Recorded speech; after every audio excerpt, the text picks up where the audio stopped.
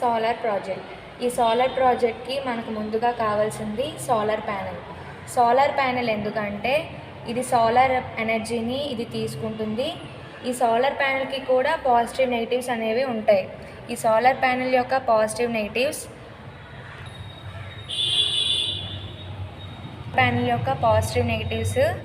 100 AH 12 volts బ్యాటరీలోని ఈ positive అనేది పాజిటివ్కి, negative wire అనేది నెగిటివ్కి కనెక్ట్ చేయడం జరుగుతుంది.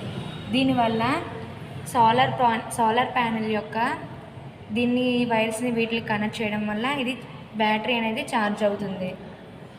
ఈ బ్యాటరీ ఛార్జ్ అవ్వడం వల్ల 12 volts ఇన్పుట్, బయట నుండి వచ్చిన 12 volts అవుట్పుట్, ఇన్వర్టర్ 12 volts DCకి కనెక్ట్ చేయాలి.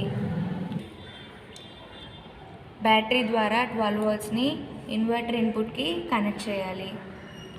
ఇన్వర్టర్ యొక్క పవర్ బటన్ ఆన్ చేయగానే అవుట్పుట్కి 230 volts వస్తుంది.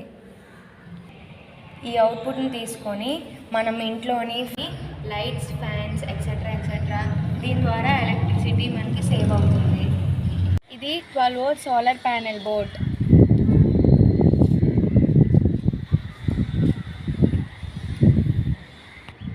ఈ సోలార్ ప్యానెల్ బోర్డ్ని ఈ విధంగా స్టాండింగ్ చేసుకుంటాం. ఈ సోలార్ ప్యానెల్ బోర్డుకి పాజిటివ్ అండ్ నెగిటివ్ అవుట్పుట్స్ ఉంటాయి. సోలార్ ప్యానెల్ బోర్డ్ దీన్ని ఈ విధంగా స్టాండింగ్ చేసుకుంటాము. దీనికి పాజిటివ్ అండ్ నెగిటివ్ చేస్తాము. ఈ పాజిటివ్ నెగిటివ్స్ని ఈ వైర్ ద్వారా 12 volts DC బ్యాటరీకి వెళ్తుంది. సోలార్ ప్యానెల్ నుండి 12 volts DC వైర్ ద్వారా బ్యాటరీకి బ్యాటరీ ఛార్జ్ అవుతుంది. ఈ ఛార్జ్ అయిన బ్యాటరీ యొక్క పాజిటివ్ అండ్ నెగిటివ్ని ఈ యొక్క ఇన్వర్టర్కి కనెక్ట్ చేయడం ద్వారా బ్యాటరీ నుండి ఇన్వర్టర్కి పాజిటివ్ అండ్ నెగిటివ్ని కనెక్ట్ చేయడం ద్వారా బ్యాటరీ యొక్క 12 volts DCని ఎప్పుడైతే ఇన్వర్టర్ తీసుకుంటుందో ఇది అవుట్పుట్కి 230 volts ఇస్తుంది. అవుట్పుట్ 230 volts ACని మనకు ఇస్తుంది.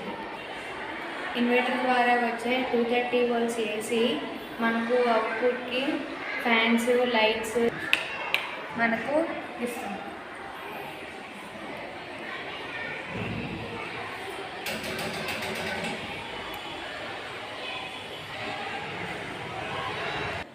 ఈ సోలార్ ప్యానెల్ బోర్డ్ యొక్క యూజెస్ ఏంటంటే ఇది man power saving, save electricity and saves electricity bill కూడా మనకి దీనివల్ల ఉపయోగాలు ఉన్నాయి.